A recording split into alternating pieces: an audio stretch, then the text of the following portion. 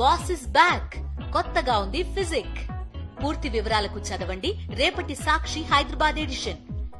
Screen పైన ఉన్నటువంటి numbers ఒకసారి చూద్దాం. బీజేపీ ప్లస్ 160 స్థానాల్లో కంటిన్యూ అవుతోంది మహారాష్ట్రలో. కాంగ్రెస్ ప్లస్ 99 స్థానాల్లో ఇక్కడ 100 ట్రిపుల్ డిజిట్కి సంబంధించి టచ్ చేయడానికి దగ్గరలో కనిపిస్తోంది. ఓవరాల్గా చూస్తే ఒక సింగిల్ లార్జెస్ట్ పార్టీ లెక్కన చూసుకున్నామంటే ఇండివిజువల్గా ఒక్కొక్క పార్టీ ఫలితాలని పెర్ఫార్మెన్స్ని ఒక్కసారి మనం స్క్రీన్ పైన చూస్తే 92 స్థానాల్లో బీజేపీ కనిపిస్తోంది. అలాగే కాంగ్రెస్ పార్టీ 29 స్థానాల్లో లీడ్లో కంటిన్యూ అవుతోంది. శివసేన షిండే వర్గం పార్టీ 46 స్థానాల్లో కంటిన్యూ అవుతోంది.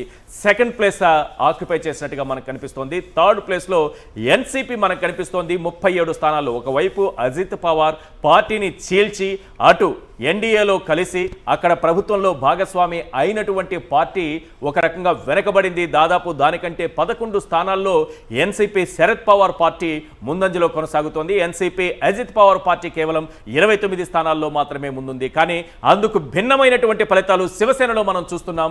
శివసేన విషయానికి వచ్చేటప్పటికి శివసేన మొదటి నుంచి ఉన్నటువంటి ఉద్ధవ్ ఠాకరే పార్టీ కేవలం 28 స్థానాల్లో మాత్రమే ఆధిక్యంలో కంటిన్యూ అవుతూ ఉంటే శివసేన ప్రస్తుతం ముఖ్యమంత్రిగా ఉన్నటువంటి షిండే వర్గానికి సంబంధించినటువంటి పార్టీ 46 స్థానాల్లో సెకండ్ ప్లేస్లో ఓవరాల్గా బీజేపీ తరువాత అత్యధిక స్థానాలు గెలుచుకునే పార్టీగా నిలిచేటటువంటి అవకాశం చాలా స్పష్టంగా శివసేన షిండే వర్గానికి సంబంధించింది. షిండేని ముఖ్యమంత్రిగా ఉన్నారాయన, ఆ పార్టీని లీడ్ చేస్తున్నారు.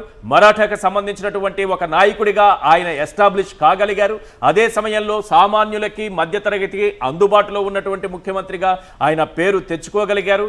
ఇప్పటికే 1500 ఏదైతే ఒక మంచి మహిళల కోసం తీసుకొచ్చినటువంటి కార్యక్రమం లాడ్లీ బెహనా యోజన అనే కార్యక్రమాన్ని తీసుకొచ్చి 1500 రూపాయలు అందిస్తున్నారు.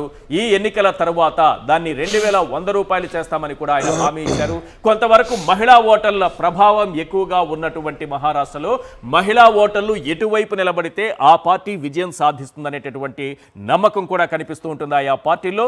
ప్రధానంగా మహిళా ఓటర్లు ఈసారి ఈ మహాయుతి వైపు నిలబడ్డారా అనేటటువంటి పరిస్థితి కనిపిస్తోంది. ఎందుకంటే శివసేన షిండే వర్గానికి వచ్చినటువంటి 46 సీట్లు కానీ లేక కంటిన్యూ అవుతున్నటువంటి ట్రెండ్స్, ఆ తర్వాత బీజేపీకి సంబంధించి కనిపిస్తున్నటువంటి 92 స్థానాలు కానీ ఇవన్నీ కూడా మహిళలు ఇటువైపు నిలబడ్డారా అనేటటువంటి ఒక వాతావరణాన్ని, ఒక సంకేతాన్ని క్లియర్గా ఇస్తుంది.